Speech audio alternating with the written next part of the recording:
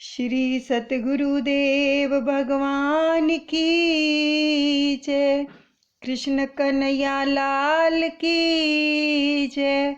राधे रानी की जय। सभी एकाग्रचित्त होकर बैठेंगे, ध्यान श्री चरण कमलों में लगाएंगे और हर श्वास श्वास के साथ हम सुमिरन करते जाएंगे। कानों से श्रीमद् भागवत महापुराण जी के 9वें स्कंद का रसपान करेंगे। सबसे पहले सर्वप्रथम अपने सतगुरुदेव भगवान के चरणों में लाखों करोड़ों बार दंडवत प्रणाम करते हैं। कृष्ण कन्हैया और राधे रानी के चरणों में भी दंडवत प्रणाम करते हैं।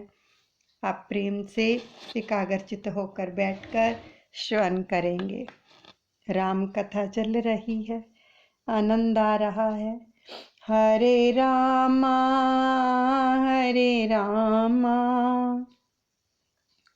रामा रामा हरे हरे, हरे कृष्णा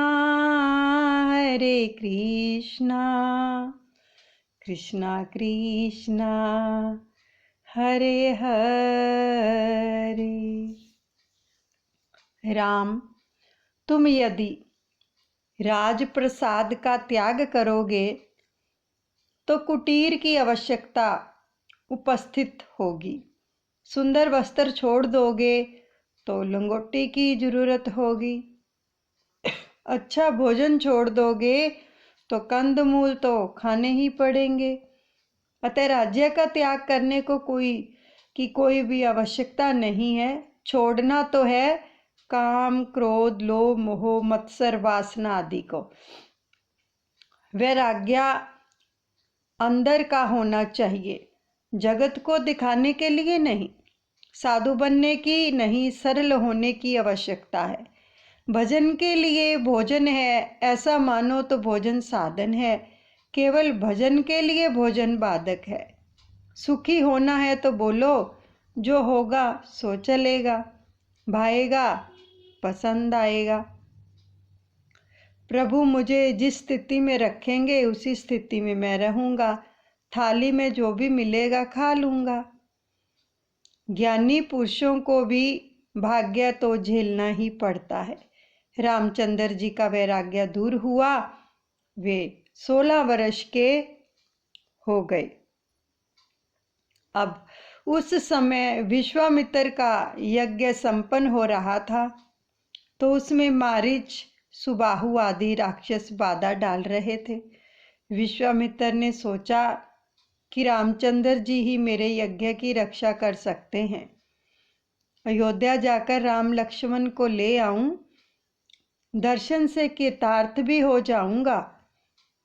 भगवान में रामचरित्र का आरंभ इसी प्रसंग से किया गया है। विश्वामित्र अयोध्या में आए, सरयू में स्नान किया और फिर महाराज दशरथ की सभा में आए। दशरथ जी ने स्वागत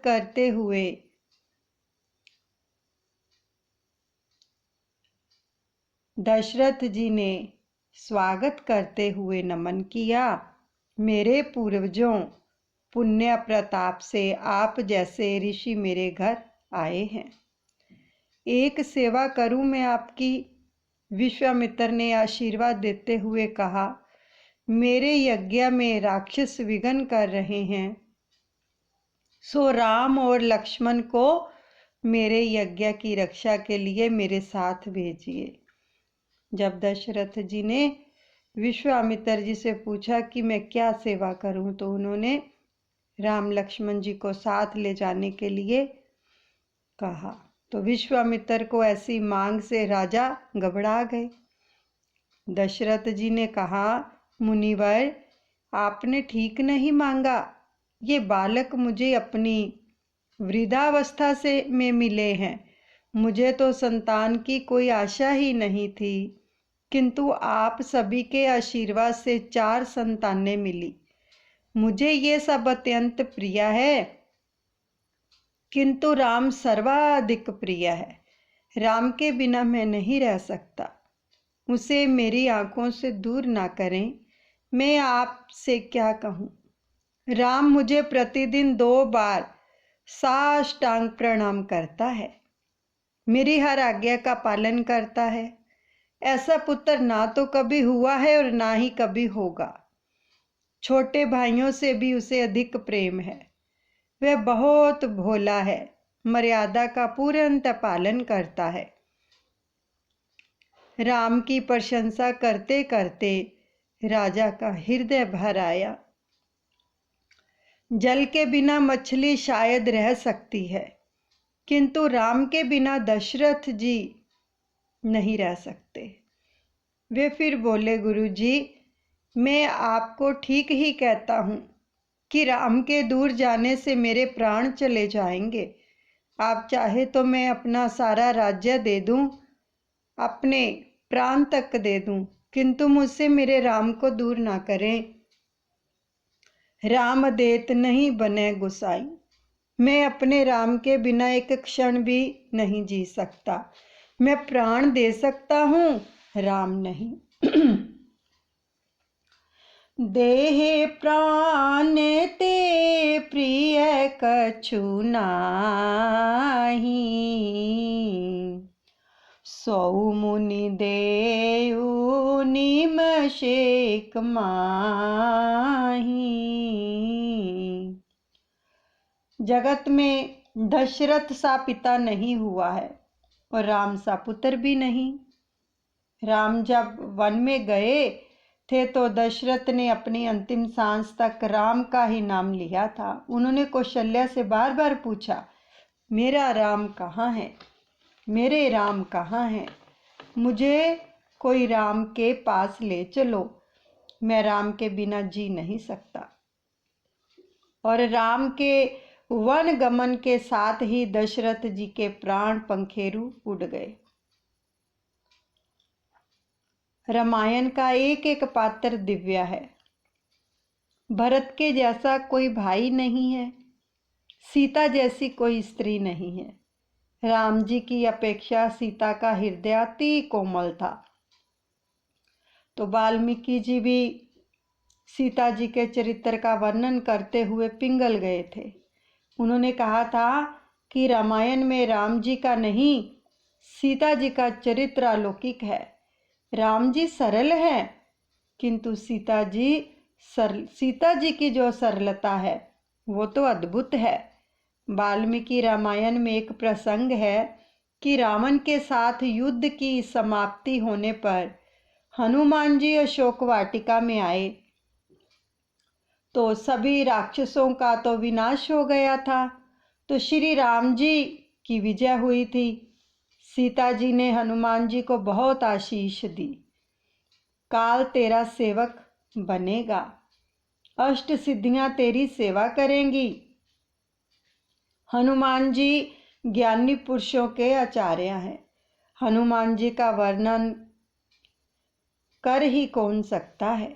माँ सीता ने अंदर से आशीर्वाद दिया, फिर भी हनुमान जी को तृप्ति नहीं हुई। उन्होंने कहा, आपने मुझे आशीष तो बहुत दी है, फिर भी हृदय में एक इच्छा बाकी रह गई है। सीता जी ने कहा, वत्स, जो चाहो सो मांग ले। तो हनुमान जी ने कहा, पहले जब मैं लंका आया था तो देखा था कि राक्षस स्त्रियां आपको बहुत सताती थी, आपको डराती थी। अब राक्षसों का तो प्रभु ने विनाश कर दिया है, किंतु ये राक्षस स्त्रियां बाकी रह गई हैं।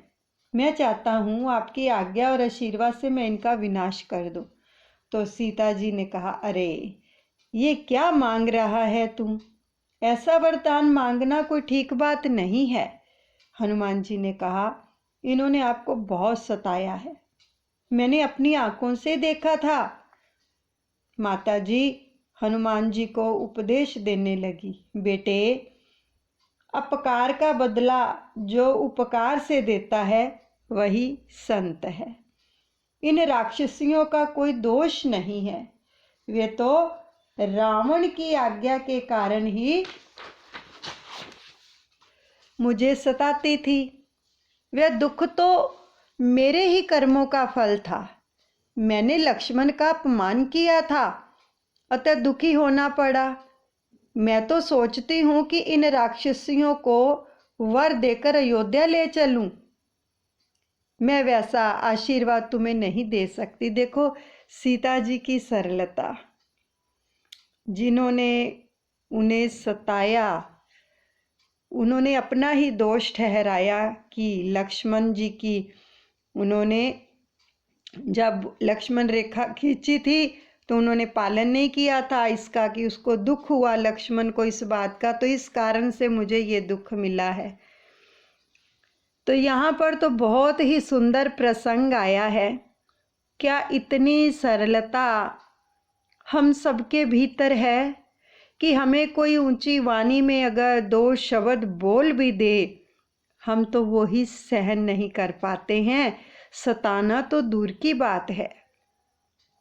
और वो राक्षसनियाँ तो सीता जी को कितना सताती थी, कितना डराती धमकाती थी, लेकिन उन्होंने उनको किस प्रकार से नवाजा है। इतनी सरलता होनी चाहिए। अगर हमारे साथ भी कुछ ऐसा होता है तो समझो हमारे पिछले कर्म है या अब का किया हुआ कोई कर्म है जो हम भोगते हैं। इसमें किसी का कोई दोष नहीं होता है। यहाँ पर एक प्रसंग याद आ रहा है कि बहुत सारी स्त्रियां इस बात को लेकर दुखी होती हैं, व्यथित होती हैं कि उनके पति देव हैं जो वो सात्विक खाते नहीं हैं और सात्विक पीते नहीं हैं। उस वजह से वो परेशान होती हैं कि क्या करें। एक भगतानी के भगत सात्विक पीते नहीं थे, समझ रहे हैं आप, सात्विक नहीं पीते थे यानी ड्रिंक करते थे। तो वो इतनी परेशान हो गई, पंचम पातशाह सतगुरुदेव भगवान जी के चरणों में चली गई अरदास करने के लिए कि मैं नाम भी जपती हूँ, नियम भी करती हूँ, श्री आरती पूजा भी करती हूँ, लेकिन मेरे पति सात्विक पीते नहीं हैं और मुझे अपशब्द बोलते हैं, तो मैं क्या करूं?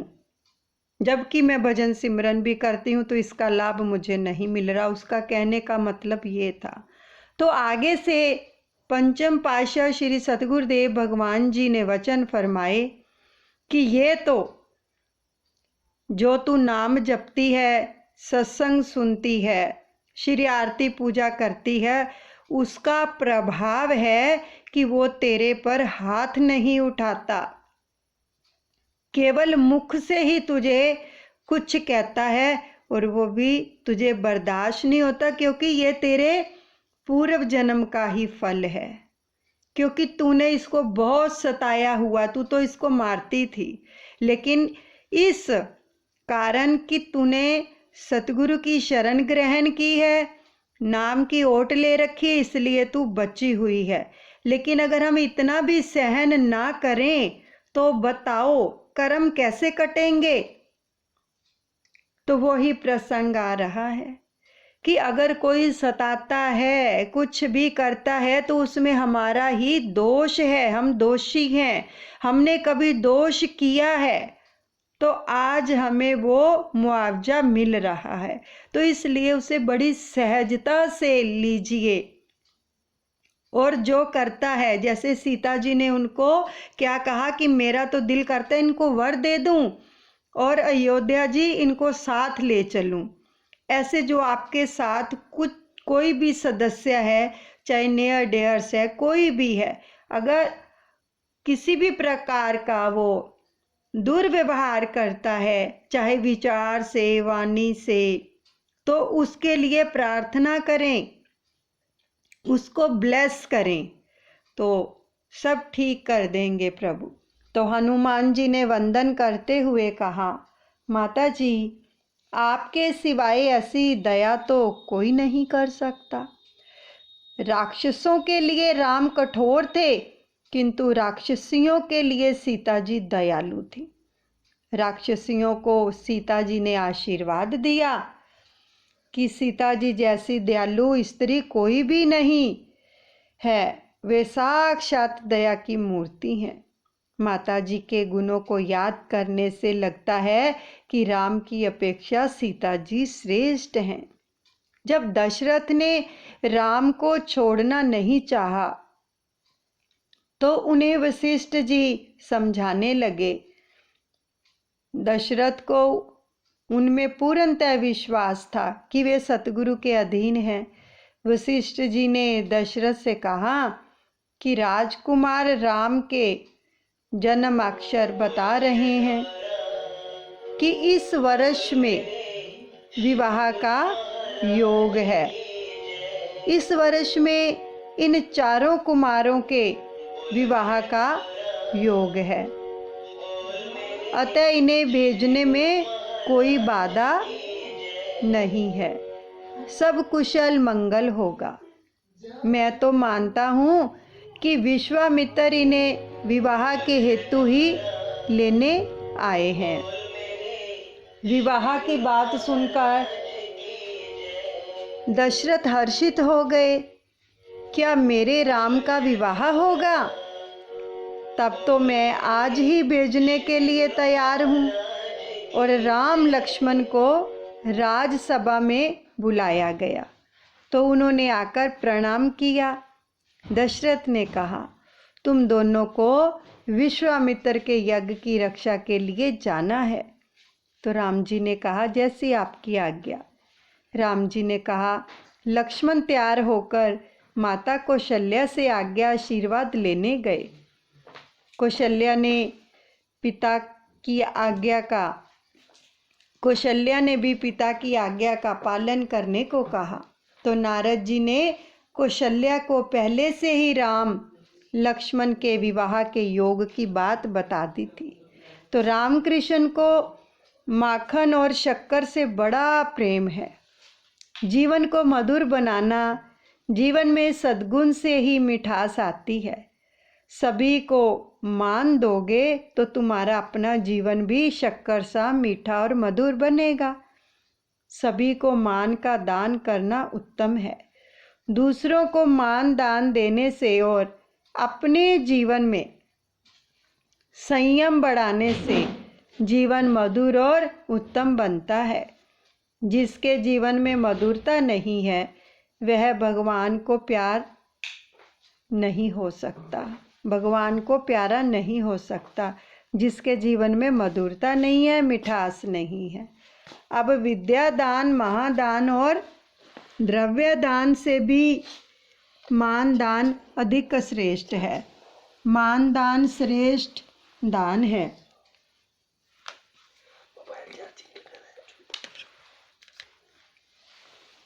इसमें एक पैसे तक का व्यय नहीं है। सभी को मान दो। जो कर्कश वाणी नहीं बोलता है, जो किसी का आहित नहीं करता है, उसके जीवन में शक्कर सी मिठास आती है। कौशल्या ने विश्वामित्र से कहा, मेरे राम को माखन मिश्री खिलाइएगा, नहीं तो वह दुर्बल हो जाएगा। जिस समय विश्वामित्र के साथ राम लक्ष्मण चल दिए, उस समय वे कितने शोभायमान थे। अरुण नयन उर बाहु विशाला, नील जनन तनु श्याम तमाला,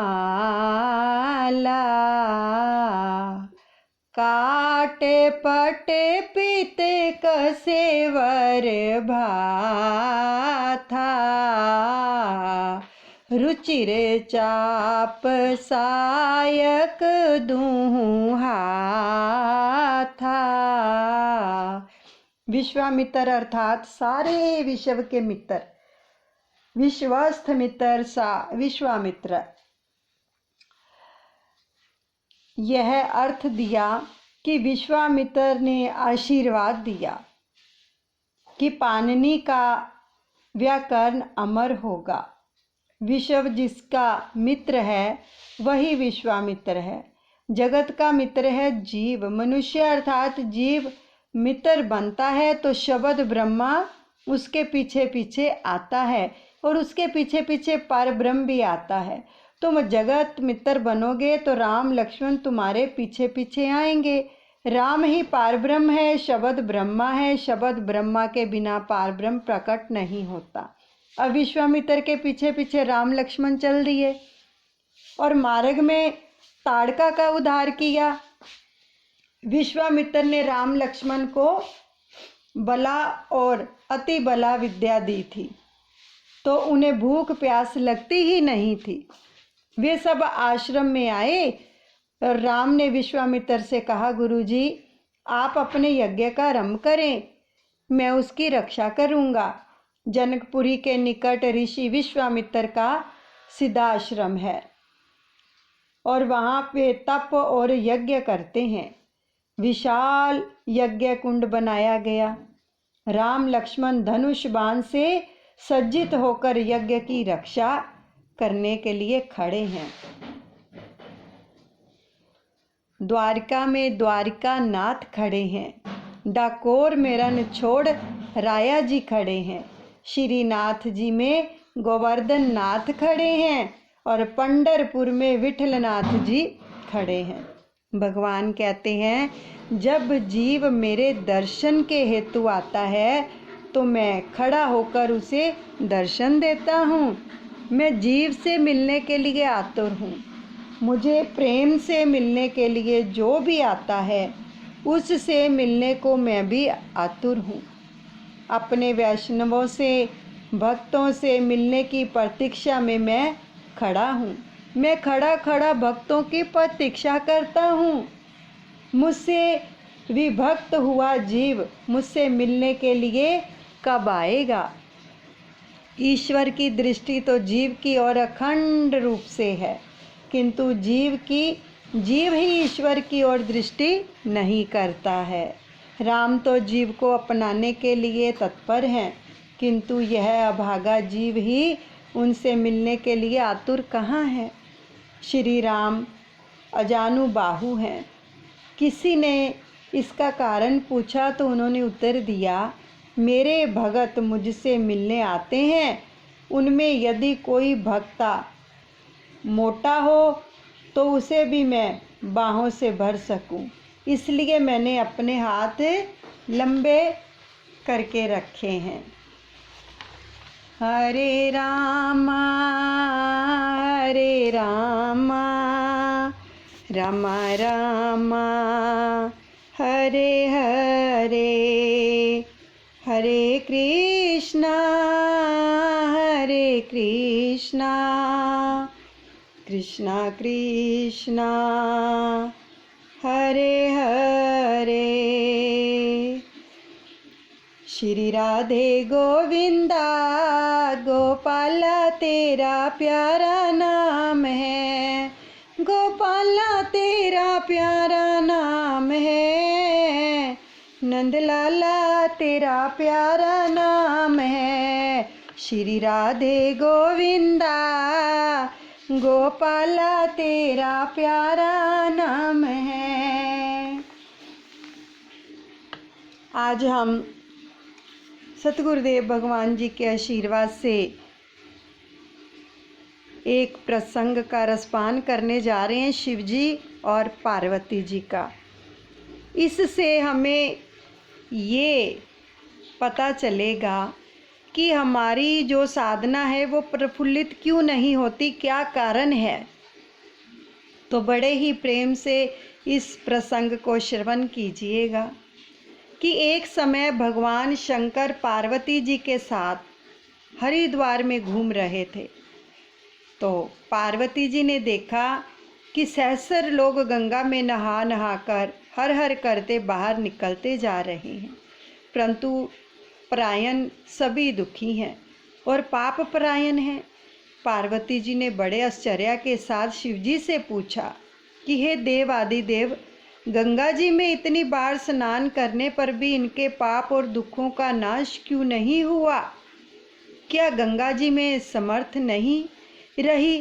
तो शिवजी ने कहा, प्रिय, गंगा में तो वही सामर्थ्य है, परंतु इन लोगों ने पाप नाशनी गंगा में स्नान ही नहीं किया है। वास्तविक लाभ कैसे हो? पार्वती जी ने कहा, स्नान कैसे नहीं किया? अभी तो नहा नहा कर आ रहे हैं, अभी तक इनके शरीर भी नहीं सूखे। शिवजी ने कहा, यह केवल जल में डुबकी लगाकर आ रहे हैं, तुम्हें कल इसका रहस्य समझा दूंगा। और दूसरे दिन बड़े ही जोर की बरसात होने लगी और गलियां जो थी वो कीचड़ से भर गई। बहुत ज़्यादा बरसात हुई और एक चौड़े रास्ते में एक गहरा गड्ढा था। चारों ओर लचीला कीचड़ भर रहा था। शिवजी ने लीला से ही एक वृद्ध का रूप धारण कर लिया और एक वृद्ध की तरह गड्ढे में जाकर ऐसे पड़ गए कि जैसे निकालने की चेष्टा करने पर भी ना निकाले जा सके। तो पार्वती जी को ये समझाकर गड्ढे के पास बैठा दिया कि तुम लोगों को ये सुनाती रहो कि मेरे वृद्ध पति एक गहरे गड्ढे में गिर गए हैं, कोई पुण्य आत्मा इनको निकालकर इनके प्राण बचाए और मुझे असहाय की सहायता करे। और शिवजी ने और भी समझा दिया कि जब कोई गड्ढे में से निकालने के लिए मुझे तैयार हो तब इतना और कह देना कि भाई, मेरे पति सर्वथा निष्पाप हैं, इन्हें वो ही छुए जो आप निष्पाप हो। यदि आप निष्पाप हैं तो इनको हाथ लगाइए, नहीं तो हाथ लगाते ही आप क्या हो जाएंगे? भस्म हो जाएंगे। तो पार्वती जी ने तथास्तु कहकर गड्ढे के किनारे बैठ गई और आने जाने वालों को सुना सुनाकर शिवजी की कही हुई सारी सीख जो बातें थी कहने लगी। गंगा जी में नहाकर लोगों के दल आ रहे थे और सुंदर व्यक्ति को यूं बैठे देखकर कईयों के मन में पाप आ गया। कई लोग लज्जा से डरे और कईयों को धर्म और कईयों को कानून का डर हुआ। कुछ लोगों ने तो पार्वती जी को ये भी सुना दिया कि मरने दे बुड्ढे को, क्यों उसके लिए रोती है। तो कुछ दयालु थे, वो पार्वती जी के पति को निकालना चाहा कईयों ने, लेकिन पार्वती जी के वचन सुनकर वो वहीं रुक गए और उन्होंने सोचा कि हम गंगा में नहाकर आए हैं तो क्या हुआ, पापी तो हैं ही, कहीं घूमकर आते हैं तो हाथ ना जल जाए होम करते हुए। बूढ़े को अगर निकालने से इस स्त्री के कथन के अनुसार स्वयं भस्म ना हो जाएं, किसी का साहस नहीं हुआ। सैकड़ों आए और सैकड़ों ने पूछा और चले गए। अब संध्या हो चली। शिवजी ने कहा, देखा पार्वती जी, आया कोई गंगा में स्नान करने वाला। थोड़ी ही देर में एक जवान हाथ में लोटा लिए हुए हर हर करता हुआ जो था वहां से निकला। पार्वती जी ने उससे भी वही बात कही। उसका हृदय जो था करुणा से भर आया। उसने शिवजी को निकालने की तैयारी की और पार्वती जी ने कहा, तुम यदि सर्वथा निष्पाप नहीं होंगे तो मेरे पति को छूते ही जल जाओगे। तो उसने बिना किसी संकोच से, दृढ़ता से, निश्चय के साथ पार्वती जी से कहा, माँ, मेरे निष्पाप होने से तुझे संदेह क्यों हो रहा है? देखती नहीं, अभी तो मैं गंगा नहाकर आया हूँ। भला गंगा में गोता लगाने के बाद भी कभी पाप रहते हैं। तेरे पति को निकालता हूँ। युवक ने लपक कर बूढ़े को ऊपर से पकड़कर निकाल लिया। शिवजी पार्वती ने उसे अधिकारी समझकर अपना असली रूप प्रकट करके उसको कृतार्थ किया। शिवजी ने कहा, इतने सारे लोगों में से इस एक ने ही असल में वास्तव में गंगा जी में स्नान किया है। और देखो, इसी प्रसंग के अनुसार जो लोग बिना श्रद्धा और विश्वास के नाम ग्रहण करते हैं, अपने वास्तविक फल उनको नहीं मिलता है। जो श्रद्धा भी नहीं रखते और विश्वास भी नहीं रखते, परंतु इसका मतलब ये नहीं कि नाम लिया हुआ जो है उसका लाभ नहीं मिलता। नाम का फल तो वो अवश्य होता है, किंतु जैसा होना चाहिए वैसा नहीं हो पाता।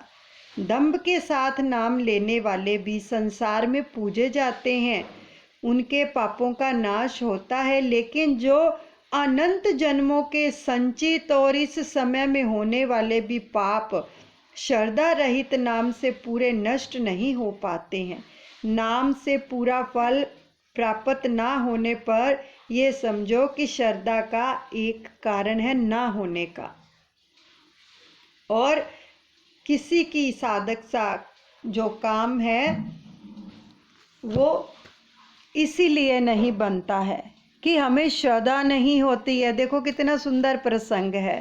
केवल शिवजी ने कहा कि ये जो लोग डुबकी लगा रहे हैं ना गंगा जी में, केवल डुबकी लगाकर ही आ रहे हैं, मन में ये नहीं धारणा करते कि हाँ ये भगीरथी गंगे है और इसमें तो स्नान करने से पापों से मुक्ति मिलती है। केवल सुना हुआ है लेकिन उस पर मनन नहीं करते। इसलिए तो गंगा जी भी कहती हैं, मानो तो मैं गंगा माँ हूँ, ना मानो तो बहता पानी। तो ऐसा ही हाल जीव का है कि जब श्रद्धा और विश्वास जिस साधना में नहीं होगी तो उसका फल नहीं मिल पाएगा, क्योंकि हम संशय भ्रम कर लेते हैं उसमें, तो फल कैसे मिलेगा। विश्वास नहीं रखते, पूरा श्रद्धा नहीं रखते हैं, इसी कारण नहीं मिलती है उसमें सफलता।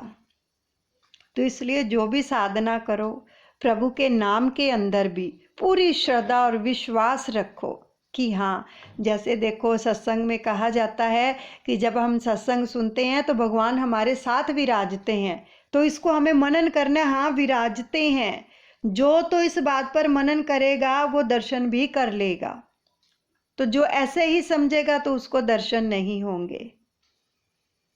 ऐसे ही गंगा जी में स्नान करने से भगवान शिव कह रहे हैं कि सब पापों का नाश होता है, लेकिन जो इस भाव से स्नान करेगा उसी के पापों का नाश होगा। जो खाली डुबकी लगाएगा तो उसके पापों का नाश कहाँ होगा। भागीरथी गंगे जो विष्णु के श्री चरणों से निकली और शिव जी ने अपनी जटाओं में धारण किया, फिर उसने धरती पर प्रवेश किया। देखो कहाँ से आ रही है गंगा मैया। तो विश्वास और श्रद्धा जब तक नहीं होगी तब तक हम कुछ भी प्राप्त नहीं कर सकते। तो यहीं पर 9वें स्कंद को विश्राम देते हैं, बाकी का स्कंद हम कल श्रवण करेंगे। हरे रामा रामा रामा हरे हरे, हरे कृष्णा